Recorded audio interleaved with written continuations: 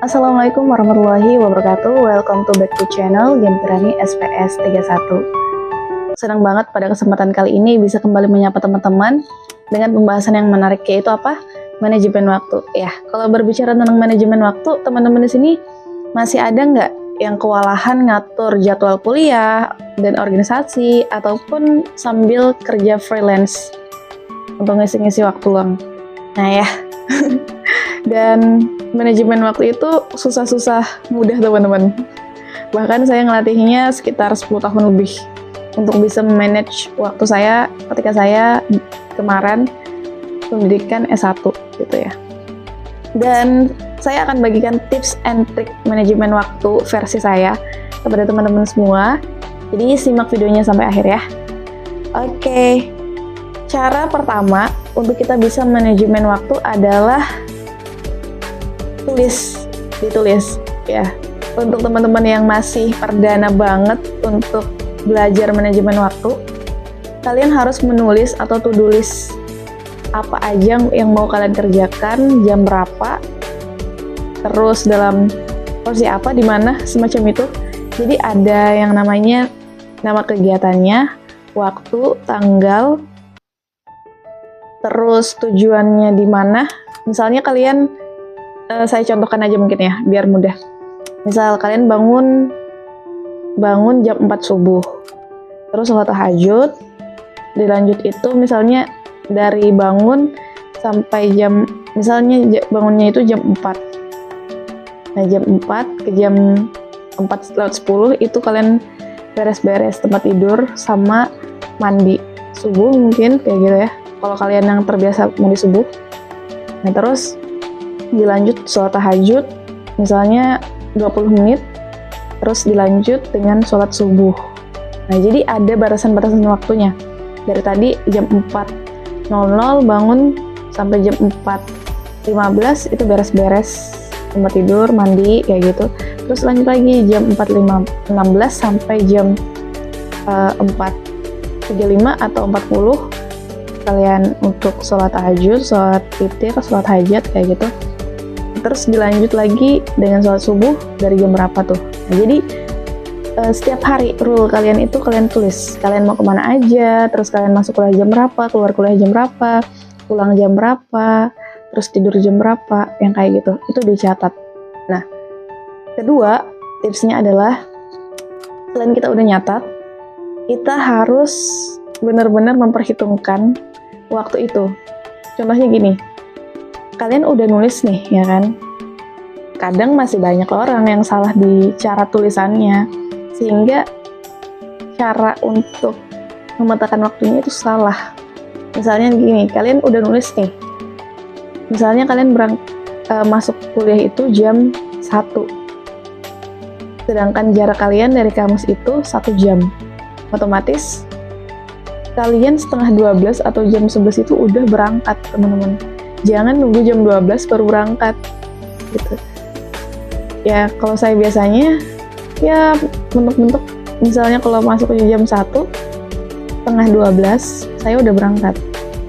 Supaya apa? Supaya nggak terburu-buru, dan juga ya lebih enjoy sih, lebih santai kalau kita punya manajemen kayak gitu. Dan juga kalau misalnya ini ya, kalau misalnya kita terbiasa untuk standby lebih awal, itu akan membentuk habit kita, teman-teman. Habit tidak terlambat. Ya, karena anti tuh, nggak mau terlambat. Jadi, kalaupun terlambat pun harus konfirmasi, walaupun itu cuma terlambat 5 menit, kayak gitu ya kan. Dan selain tadi kita mempertimbangkan waktu, yang ketiga adalah kita harus bisa memilih mana prioritas dan mana yang nggak prioritas. Ya, yang prioritas tadi kayak kuliah, itu paling number one. Terus misalnya kedua kerja, atau ketiga atau yang kedua organisasi, atau ketiga kerja dan sebagainya. Jadi kalian silahkan pilih masing-masing mana prioritas kalian kayak gitu. Nah setelah udah dipetakan prioritas, pilih beberapa prioritas yang paling utama. Jangan semuanya dikatakan prioritas. Itu malah membuat fokus kalian itu nggak fokus, jadinya malah terpecah belah gitu.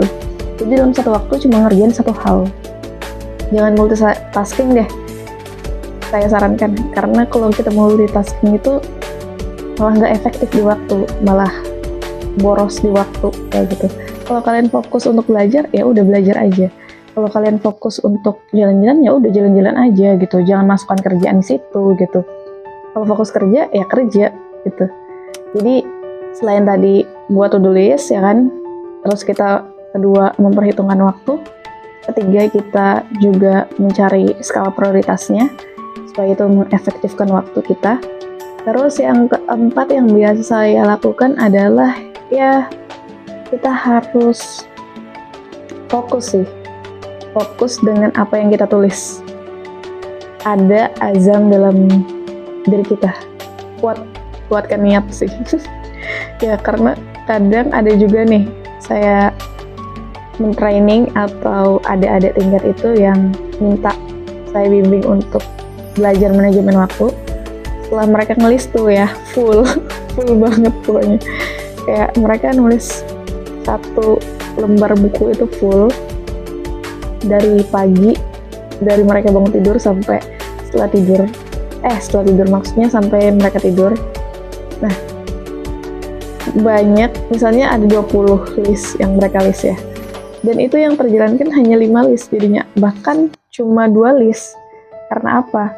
Karena terlalu banyak yang mereka kerjakan dalam satu waktu. Misal dia dalam satu waktu ngerjakan, iya ngedit, iya kerja online, iya hal lain sebagainya. Jadi itu nggak efektif. Jadi harus dipetakan satu persatu tadi, dan harus fokus, harus niat untuk ya melakukan hal itu gitu. Kalau misalnya kalian tadi sudah memperhitung skala prioritas sama hitungan waktu, tapi misalnya itu nggak fokus, ya nggak bakalan bisa gitu. Sama halnya ketika saya ngerjakan skripsi, saya itu fokus dengan waktu saya. Kapan saya harus wawancara, kapan saya harus bimbingan, kapan saya harus sidang, kapan saya harus ngasih. Jadi ada skala prioritasnya dan ada runtutan skala waktunya gitu kan. Dan juga kayak biasanya setiap hari itu, misalnya saya bangun pagi ya. Nah bangun pagi itu saya harus bersih-bersih rumah dan sebagainya, kamar gitu kan. Nah, setelah itu baru saya pergi keluar, beraktivitas di luar, entah itu apapun yang saya lakukan di luar, pertemuan, rapat, kerja dan sebagainya, ngajar kayak gitu. Nah jadi sampai di waktu malam ya ada skalanya lagi tuh, waktu udah terbagi lagi. Kapan kita harus mengaji, kapan kita harus tidur, kapan kita harus belajar, kapan kita harus membaca, yang kayak gitu.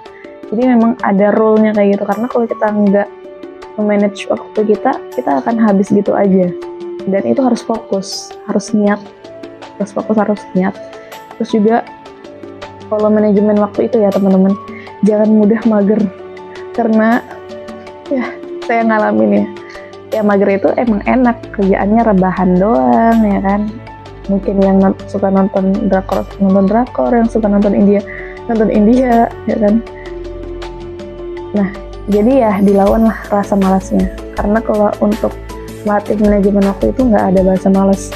Kalau misalnya teman-teman malas, misalnya nih, ada rapat atau pertemuan janjian jam 2, tapi kalian datang jam 5. Entah itu kalian nggak, itu biasanya faktor tidak memperhitungkan waktu. Misal kalau kalian tahu, kalian itu tipe orang yang lambat dandan atau make up, misalnya kalian dandan itu 1 jam, ya pertimbanganlah jam 12 atau bahkan ya jam 12 atau setelah sholat zuhur kalian langsung dandan, dan setelahnya langsung siap-siap dan berangkat gitu. Apalagi kalau misalnya jaraknya jauh ya kan, jangan tadi pertemuannya jam 2 yang kayak gitu. Jadi kalian harus bisa memperhitungkan skala waktu yang kayak gitu. Dan itu insting aja sih kalau menurut saya. Ya itu memang perlu dilatih, nggak bisa 1 kali 2 kali. Mungkin sekali gagal, coba 2 kali ya lumayan, ketiga kali udah bisa gitu. Jadi memang perlu latihan, mencoba, dan jangan nyerah kayak gitu, karena habit itu harus dibiasakan setiap hari, setiap saat. Karena kalau kita udah punya habit terlambat, kita punya habit molor, ya itu nggak bagus banget untuk kehidupan kita ya teman-teman. Oke, semoga tips ini membantu semangat untuk manajemen waktunya, cari skala prioritasnya, to-do list, dan perhitungkan waktunya. Dan kalian harus fokus dan konsisten pastinya. Dan hilangkan rasa malas dalam diri kalian, oke? Semangat! Oke. Akhir kalam, Assalamualaikum warahmatullahi wabarakatuh. See you!